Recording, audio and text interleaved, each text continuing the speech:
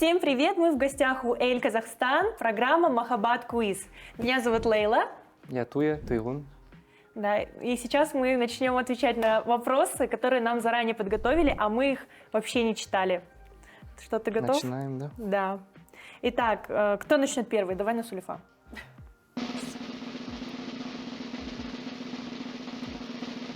Я. Так, вы впервые встретились в учебном заведении. Какое было первое впечатление о Туйгуне? Ты сразу поняла, что выйдешь замуж за него?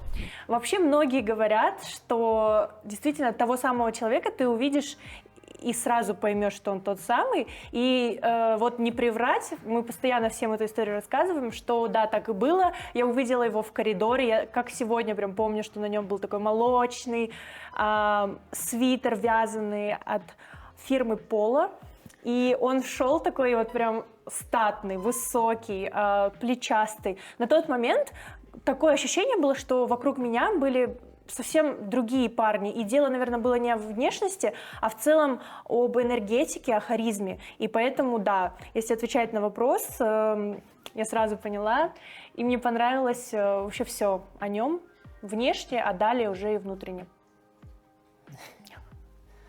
Так, теперь я, да? Давай. Почему ты решил сделать предложение руки и сердца именно в кинотеатре? Вау. Так, вариантов у меня было много. Склонялся я больше к варианту сделать предложение где-нибудь в воздухе. А Лейла у нас боится высоты. Так я пораскидывал варианты, и больше всего понравился вариант с кинотеатром. У нас в Казахстане никто этого не делал. Да, кстати. Я подумал, будет интересно. Предложение, в принципе, получилось. Было да, классно, прикольное. было реально По всем круто. новостям разлетелось. Да, само предложение было классное, но можно я добавлю, что в самом начале я такая собираюсь на какое-то мероприятие, просто типа мы идем в кино, и я расскажу. Он немножко спускает с небес от всей этой прекрасной, красивой истории, что Туйгунна мама мне такая пишет: давай скорее, что-то ты опаздываешь, там он тебе хочет что-то классное сделать. Как она сказала, типа... Тебе что-то готовит. Тебе что-то готовит там. И я уже, поняла, что приблизительно, кажется, это будет предложение. Мама спалила меня. Да. Давай, теперь я. Как зовут лучших друзей Туйгуна и сколько лет они дружат? Мне сразу на ум пришел Диас. Они дружат уже со школы. Уже, наверное, более 10 лет точно. Вот. И у него тоже родилась дочь, и мы уже дружим не только, получается, мужчины, да, только дружат, но еще и семьями. Это круто. Также очень много друзей, которые жили рядом с его домом, и они сейчас вместе играют в футбол, собираются. Мне кажется, тоже классно, когда друзья именно из детства. Так. Какой знак зодиака у Лейлы? За дополнительный балл положение ее знака в Луне. В асценденте? Венере, и какой у нее асцендент? Давай, я тоже хочу узнать, ты знаешь или нет. Потому что я люблю эту тему, а ты, кажется, далек от нее. Так, я тебе всегда говорила. По знаку зодиака она у нас рак, да. А по асценденту скорпион. Да, все правильно. Блин, по ты меня, асценденту кажется, это когда люди, видят со стороны. Говорят, что асцендент — это люди, вот каким ты кажешься со стороны, а вот твой настоящий знак — это то, что у тебя вот внутри сидит. И у Туйгуна, например, близнецы, он сам является близнецами, а по асценденту он телец, и он прям вылитый телец, приземленный, спокойный, любит покушать, поспать. Реально подходит. Так, теперь я. Туйгун поддерживает все твои креативные идеи. Были ли моменты разногласия? Даже не знаю. На самом деле поддерживает реально с первых секунд всегда, но иногда может просто посоветовать, что, допустим, вот этот проект не выстрелит, к примеру. Я даже не помню таких ситуаций на самом деле. Мне кажется, не было разногласий в плане идей. Он, наоборот, всегда подловит и сделает все возможное для ее реализации. Так. Да, в целом я стараюсь поддерживать всегда. Первые года отношений, наверное, для меня это все немножко дико было. Что, блогерство? Да, в целом. С годами уже привык. Кстати, да, и вклинился, да, в работу. Да. Ну, на самом деле, Я как, не знаю, типичная девушка, а может нет, вы мне скажите, пожалуйста, ребята. У меня каждый день я кто-то новое. Там, сегодня я там рисую, завтра я шью, послезавтра там крючком вышиваю. И постоянно прихожу и такая, так, все, дело моей жизни сегодня это быть художником, все. Потом на следующий день что-то новое. И поэтому он уже привык, готов и, в принципе, всегда рад быть частью этого. Так, на какую знаменитость похожа твоя супруга? С кем чаще всех ее внешне сравнивают? Так. Ну, сравнивают ее чаще всего с Кайли Дженнер. Да, она классная. Да. На самом деле Лейла не старается на нее подражать, да? Да. Просто внешне, реально. Я вот прихожу есть к какие-то своим сходства. визажистам, девчонкам, они сразу, вот я без мейка, без укладки, они такие, Кайли просто. Ну, на самом деле приятно быть похожей на девушку self-made, которая в 21 год вроде стала, там, я не знаю, the youngest world billionaire. Мне кажется, это круто. Плюс вся семья, мне кажется, задает тренды. В целом она стала на вершине Олимпа всех селебрити, поэтому тренды так или иначе идут от них. В любом случае, хотим мы этого признавать или нет. Да, вот так. Так, дальше. Вы часто делаете косплей и переодеваетесь в известных персонажей. Как думаешь, в какого бы хотел перевоплотиться Туйгын? Именно сам хотел бы, это вряд ли. Типа все косплеи заставляют делать его я. Но если бы он хотел, я думаю, это кто-то был бы из вселенной аниме. Вроде бы, да? Я угадала?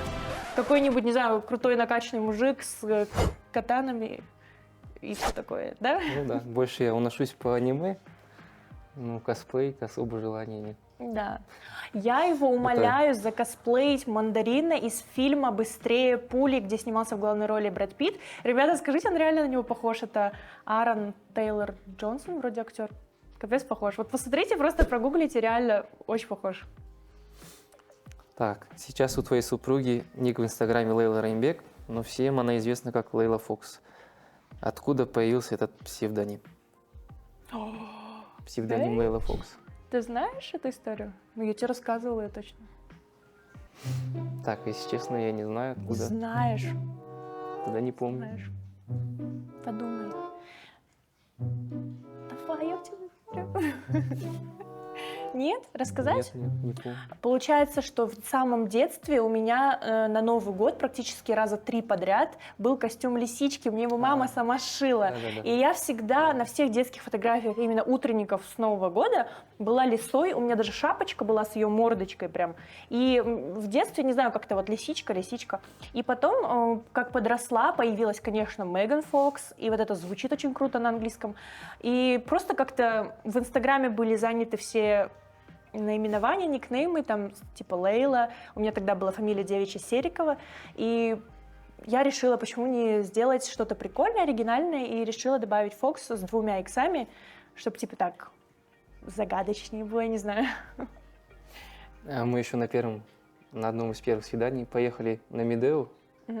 Помнишь, гора? Да, это было практически одно из первых свиданий. И, получается, мы поднялись на вот эту дамбу, да? Да. И к нам с гор спустилась лиса. Представляете просто, насколько Настоящая. вероятность вообще, да, насколько она мала, увидеть лису в целом в горах, просто если ты приехал не в саму чащу леса, а просто вот где вот людно очень было. И она просто подбегает мимо нас, такая еще красивая, пушистая, такая прям, и она вот мимо нас такая, и на нас еще такая посмотрела и убежала. И ты такой, капец, да? Да, прикольно получилось. Да, это было классно.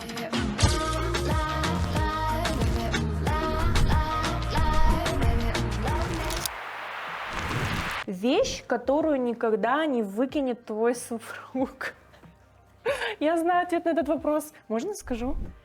Мне кажется, старые трусы. Почему мужчины их хранят? Это реально, типа, я заставляю его просто поменять трусы. Я говорю, пожалуйста, давайте новые купить. Да, они нормальные, да, нормальные. Я говорю, там уже дырки появляются, скоро уже там можно будет увидеть, не знаю, да, все на свете. Да, нормальные трусы. В общем, поэтому, мне кажется, женщины в целом и дарят трусы на Новый не все год, одинаковые, просто потому что мужчины их не меняют и сами никогда в жизни их не покупают. Я не знаю, это очень странно. Прости. Что Я должна была ответить правду. Что всегда есть в сумке Лейлы, без чего она никогда не выйдет из дома? возьму ли я сумку вообще, да? Потому что я забываю везде. Ну, сумки что? Карандаши всякие для мейкапа, принадлежности, Да, yes. в принципе, телефон. Да, все правильно. У меня вообще вот такая малюсенькая сумочка, там только косметика, наушники и телефон. Ключи. Вы часто устраиваете друг другу свидания. Назови самое интересное и любимое. Наверное, это... Вот как она называлась, вот эта вот округлая сфера в горах? Как она называлась? Ну, кемпинг? Глэмпинг? Глэмпинг. Глэмпинг. Да, там было классно, просто зима, шел снег, очень сказочно. И там есть типа сауна или что-то такое. И в целом очень классно быть наедине с природой. Не знаю, мне понравилось очень сильно это свидание. Было классно. Романтично, мило. Так, кто настоял на переезд в Турцию? Почему вы вернулись обратно в Казахстан? Мне кажется, пришло время рассказать. Так, ну, изначально мы, получается, купили себе квартиру в Алмате. Мгм. Это была однокомнатная.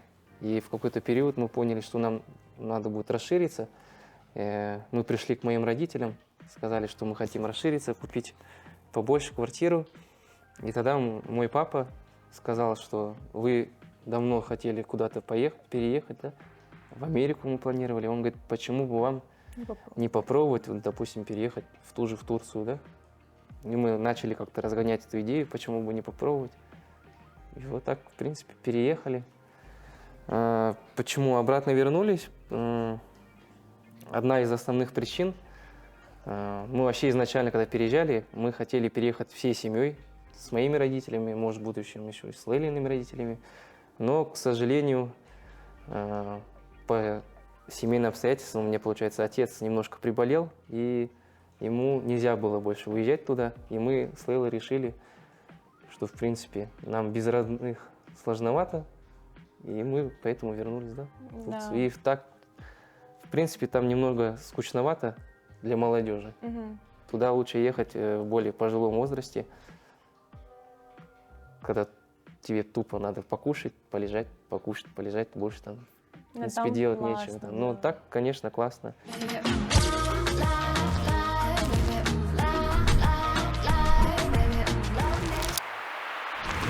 Два года назад вы активно вели YouTube-канал.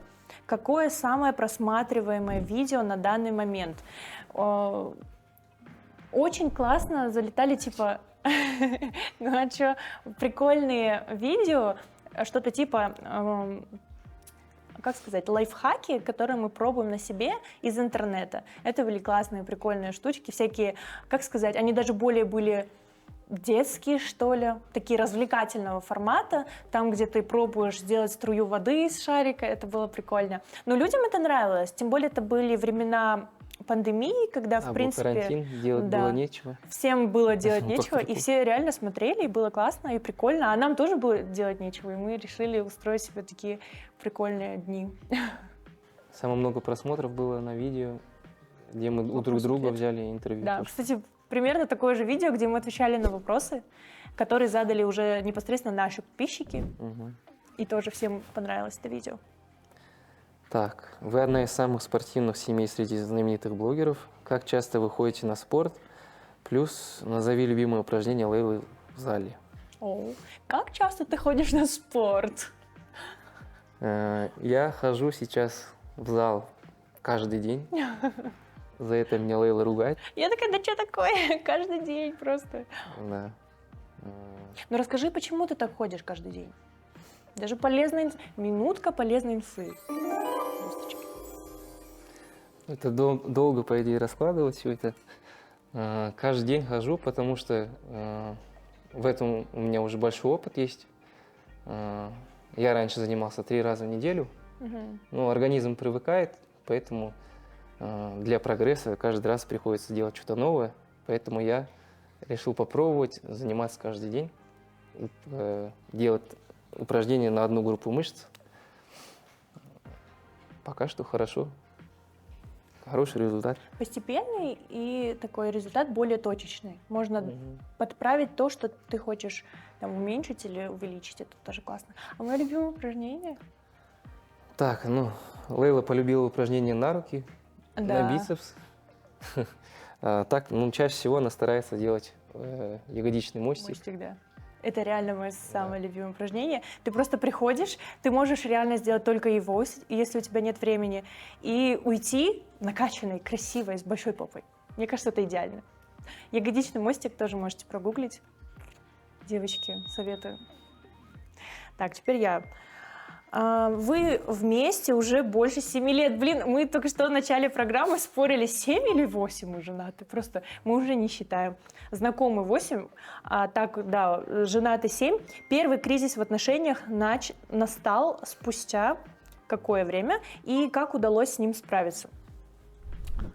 Ну, я не скажу, что прям какой-то был кризис. Мне кажется, он есть абсолютно в любых отношениях. Типа невозможно жить всю жизнь и быть абсолютно спокойным за завтрашний день, быть спокойным насчет отношений. По-любому всегда есть какой-то триггер, немножко неуверенности, блин, а что если так, а что если так. И я думаю, это абсолютно нормально, и ссориться, и находиться в каких-то разногласиях в целом. Вот. Мы, можно сказать, часто ссоримся. И ну, не то чтобы типа часто сильно ссоримся. Мне кажется, типа, все ссорятся, все да, ссорятся реально. нормально. И не хочется быть идеальной картинкой, представлением о взаимоотношениях, чтобы все люди думали, что, блин, как так они там поженились в 18 лет, и они там уже так долго вместе живут. Не хочется быть иллюзией на самом деле, потому что Инстаграм, типа, all is fake, реально. Поэтому я думаю, что важно показывать людям настоящую картинку.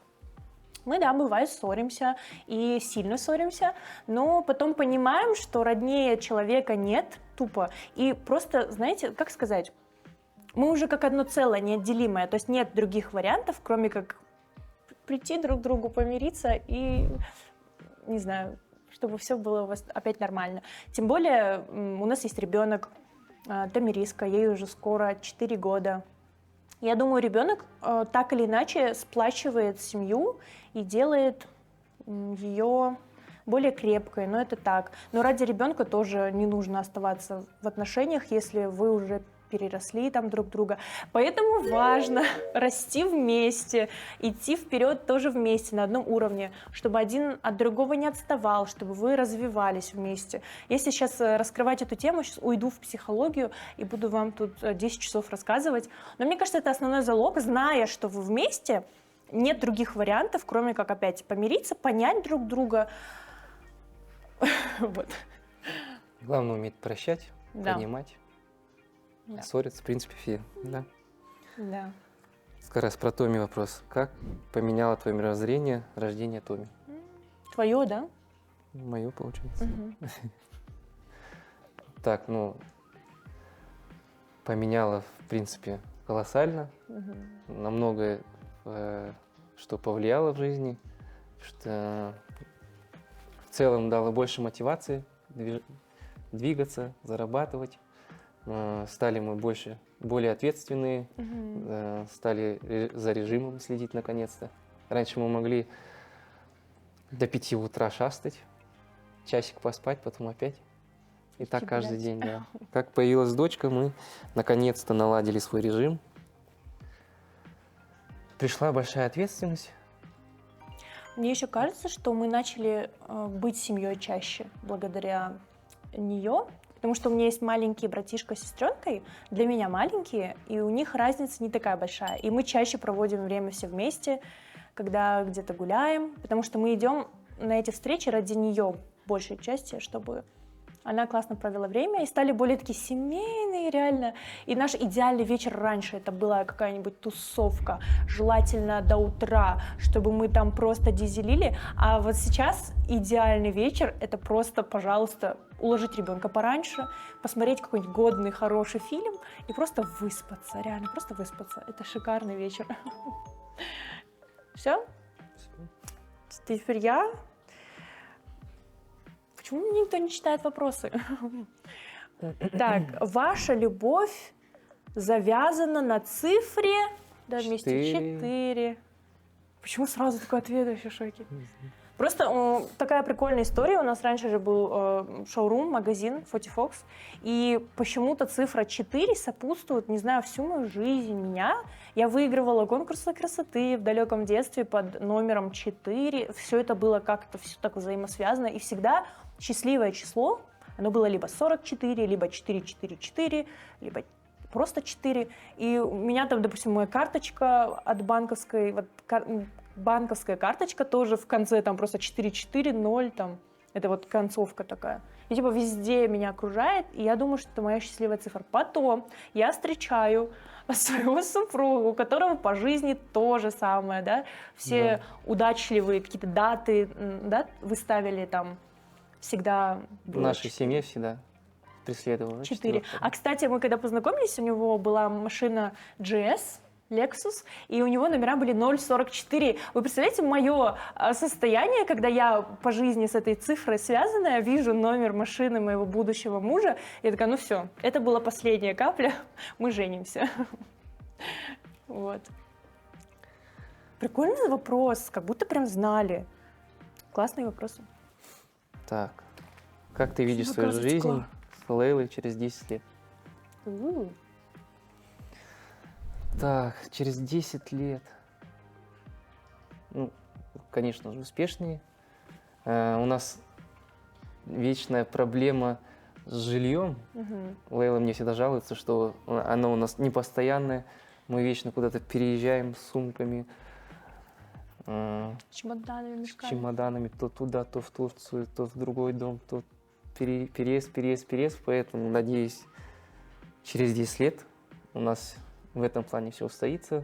Будет дом, квартира, не знаю, в том месте, где нам понравится, где мы решим. Да. Ну, мне нравится. Я сейчас вот осознаю, насколько крутые эти были года, когда мы туда-сюда носились, особенно в другой стране пожили. Мне кажется, это супер классная вообще experience. Ну, в целом классно. Через 10 лет, подожди-ка, у меня будет, наверное, уже больше одного ребенка. Через 10 лет я буду, ну, не, может быть, не биллионер, но миллионерша. Хочу, если честно, наоборот, жить где-то уже ближе к морю. Мне будет уже сколько? 37?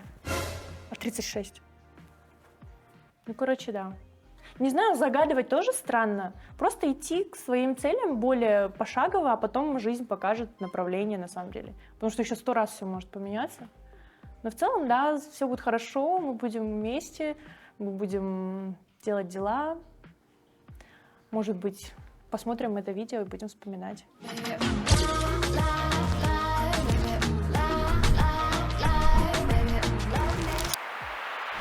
У меня, кажется, остался last question.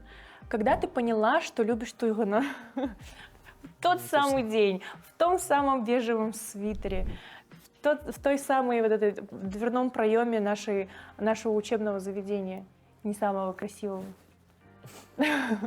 Ты там стоял просто, как будто ты там не должен находиться, как будто ты должен был где-то быть в другом месте. Вот реально тот день был просто вот прям зарождением того, что вот у меня в голове засела мысль, что мой будущий муж должен вот так выглядеть, реально. Хотя я вообще не планировала рано выходить замуж. Но я тебя увидела и сказала, блин. А потом мы еще познакомились, конечно же, безусловно. И когда я поменяла свое мнение, я думала, он более, бывает же вот злой, что ли, или как сказать, абьюзер, такой немножечко, да, такой вот хитренький. 0. Ну, типа, он вообще был очень добрый, спокойный, уважительно ко мне относился, что было редкостью в те периоды, когда школьники, да, подростки, они немножко такие злые и могут над девочками, особенно красивыми, они могут прям, ну, достаточно сильно издеваться. А мой супруг на тот момент, ты прям был другой, вот реально был другой, и это чувствовалось, это видно было. Могу долго говорить эту историю. И я поняла, кстати, на свидании, когда мы с тобой поговорили, какие у тебя намерения, они были изначально серьезные, и меня это вообще настолько удивило, я вообще была в шоке. И я сразу поняла, блин, это, кажется, надолго, как минимум. Так, у меня тоже такой вопрос. Да? Когда ты понял, что любишь Лейлу? На самом деле, я мечтал познакомиться с Лейлой еще до того, как она меня узнала. И у нас есть общие знакомые были, да? Мгм. И я Лейлу знал до нашего знакомства, еще где-то за год, да? И всячески пытался как-то с ней познакомиться, просил друзей нас познакомить случайно. Кстати. Да, но все почему-то ставили нам палки в колеса, да, не Мгм. получалось. Э, Почему-то все были против. Вот если вы смотрите, те, кто нас знали в этот период, почему вы нам ставили палки в колеса реально? Почему не дали познакомиться раньше, чем мы это сделали? Все таки не надо. Мне девочки говорят, не надо. И ты тоже не надо с ней, не надо. Это было прикольно. Да, ну, слава богу, все, в принципе, получилось. Мы Мгм. познакомились, встретились. И вот тоже на первом свидании, когда мы поговорили, в пазл в голове все сложилось у меня как-то, и я понял, что люблю и буду любить себя. Знаете, это вот тот самый момент, когда у вас общие цели по жизни, общий взгляд на свою предстоящую жизнь, когда вы видите все одинаково, в этот момент, мне кажется, люди осознают, что вот этот человек тот самый. Потому что иногда же бывает все идеально, но вот какой-то вот момент, да, вот один не тот.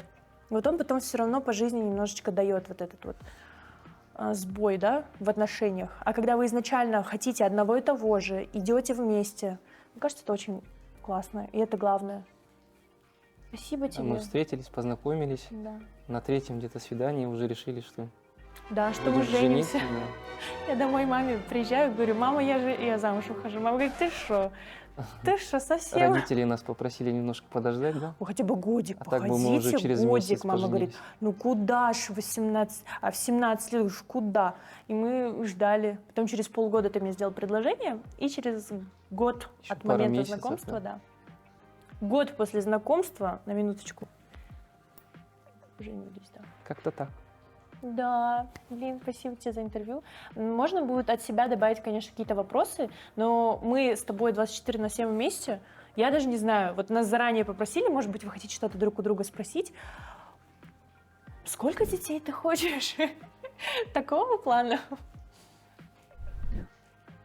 Ну, Ты тоже знаешь на это ответ. Да, я знаю. Хочется вообще, наверное, троих, двоих. Чтобы не слишком много, не слишком мало, Да. чтобы нам было всем комфортно, больше путешествовать, изведать весь этот мир. Так что да. Спасибо вам, ребята, огромное за уделенное время. Нам все так безумно понравилось. Такая классная организация. Спасибо за приглашение. Надеюсь, вам все понравилось. Не забудьте подписаться, оставить свой комментарий. Вы можете оставить, кстати, я со своего канала тоже могу отвечать на ваши вопросы, если они остались у вас. Нам очень все понравилось, да? Всем Всё, рахмет, всем спасибо, пока! пока.